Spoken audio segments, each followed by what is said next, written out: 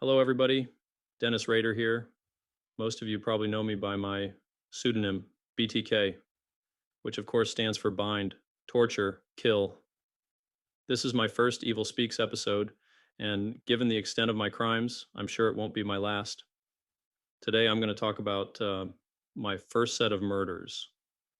On January 15th, 1974, when I was just 28 years old, I slaughtered 4 members of the Otero family.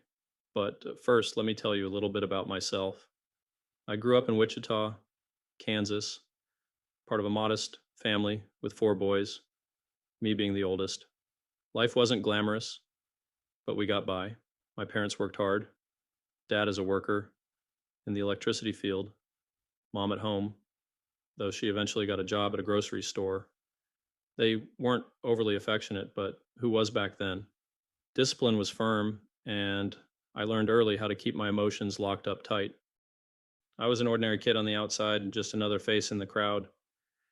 I liked Boy Scouts, fishing trips, and church, things people expect from a well behaved young man. But deep down, I had thoughts, dark ones. I didn't talk about them, of course. I knew they'd land me in trouble. I can recall playing cowboys and Indians as a child. As part of the game, my friends and I would take turns tying each other up. And I realized that being tied up caused me to become excited. And I also discovered that tying somebody else up caused me to become even more excited. Obviously, that's not a healthy or typical reaction for a child to have. When I was still young, I started experimenting, tying knots and torturing animals. And it gave me a thrill I couldn't explain, but I craved more and more. I didn't fit in with the other kids. They had girlfriends, ambitions, and normal dreams. I had fantasies I couldn't shake. I'd watch people and imagine scenarios where I was in control. I joined the Air Force after high school, serving from 1966 to 1970. It gave me structure, discipline, and training I didn't know I needed. But those thoughts, they didn't go away. And when I got back to Wichita, I tried to settle down. College, marriage, kids. I even worked for a home security company. Ironically, that job let me study locks, windows, and how people protect themselves. To everyone else, I was a family man, a churchgoer, a Cub Scout leader. But the truth, I've been planning, waiting. The projects I dreamed about for years would soon become reality. One morning I was driving along North Edgemore Drive when I noticed a young woman putting her kids into the car. I guess you could say the attraction on my part was immediate. I decided to follow the family to school. I don't think the decision to kill the Oteros was made there and then. But there comes a time when that step from fantasy to reality has to be made. On the morning of January 15th, I made my way to the rear of the Otero household. It was around 7:30 in the morning, if my memory serves me correctly. I started by cutting the phone line to the house. I waited. Did I think about aborting? Probably. I was in uncharted territory. There are no consequences associated with mere fantasies. But now I was breaking the law. I was putting my freedom at risk. I could have walked away, and the Oteros would have just thought that an animal or some pesky teens had cut their phone line. In the end, I went all in. I stepped inside the Otero house and walked into the kitchen, brandishing a pistol. Joseph Otero seemed to be as surprised to see me as I was to see him. I didn't know he was in the house, and probably wouldn't have entered if I had. And I had wrongly assumed that the only people inside the home were Mrs. Otero and her 2 youngest kids, 9-year-old Joseph and 11-year-old Josephine. Mr. Otero smiled sheepishly at me. He seemed to think that this was all some sort of joke. At one point, he suggested that his brother-in-law had sent me over here as some kind of macabre prank. I needed Mr. Otero to understand that this was no joke and that I was here on serious business. But he couldn't know that I was here to kill. Otherwise, he'd fight back. He'd fight with every fiber of his being. I needed the family to be submissive. I mean, that was a big part of the fantasy after all.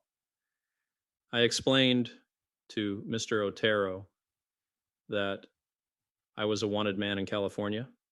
I told him that I was hungry and needed food, money, and also a car.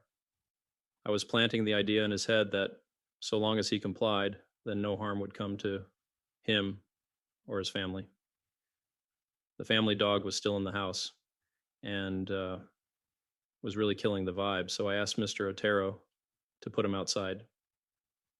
He had one of the kids put the mud out the back, and from there I moved all four of the Oteros to a bedroom at gunpoint. Using some white cotton rope, I started to tie the family up. Mr. Otero was on the floor. He told me that he was very uncomfortable. Apparently, he'd been in a car accident and had a cracked rib. So I put a coat under his head for comfort. You might think that's kind of ironic, and I suppose it is, but remember, Mr. Otero wasn't the reason I was here. It was his wife and daughter that I was really interested in. The family were still calm at this point. Well, I mean, as calm as one could expect to be in this situation. But when I put the plastic bag over Mr. Otero's head, they started to panic. They knew now that I was here to take their lives. Mr. Otero rolled over with a jerk and managed somehow to tear a hole in the bag. I was working quickly at this point. The adrenaline was pumping.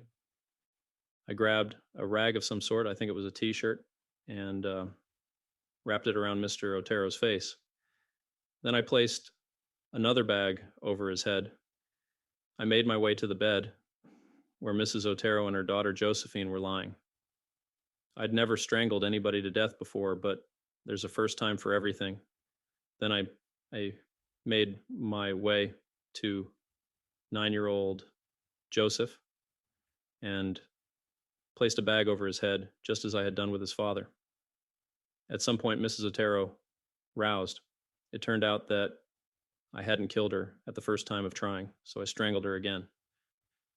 Before I took her life, Mrs. Otero said to me, "God have mercy on your soul." That was a pretty extraordinary thing for her to say. At around 10:30, I fled the Otero household. I jumped behind the wheel of the family car, a 1966 Oldsmobile Vista Cruiser, and drove to the parking lot of a grocery store. I then made my way home on foot. Remember, this was back in 1974. If I had driven away from the scene today, then I'd have been arrested within a few hours. Today, just about every car and house has a camera, and there's a lot more CCTV than there was back then. That afternoon, two of the Otero's older children arrived home from school and discovered the bodies. The murders shook Wichita to its core, something that I reveled in.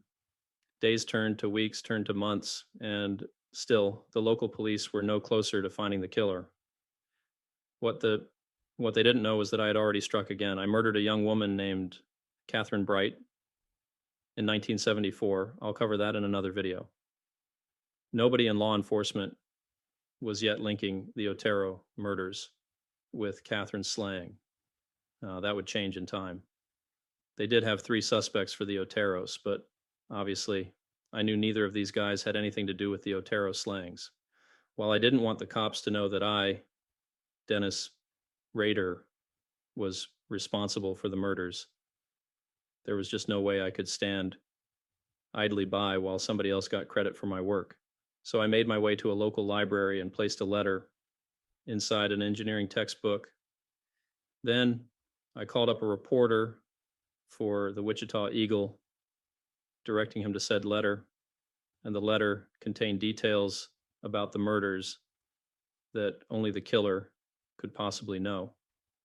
Naturally, I couldn't use my real name when signing off on the letter, so I used the moniker BTK. Bind them, torture them, kill them. I made it perfectly clear in my letter that there would soon be more victims, and I was true to my word. But that's a story for another day.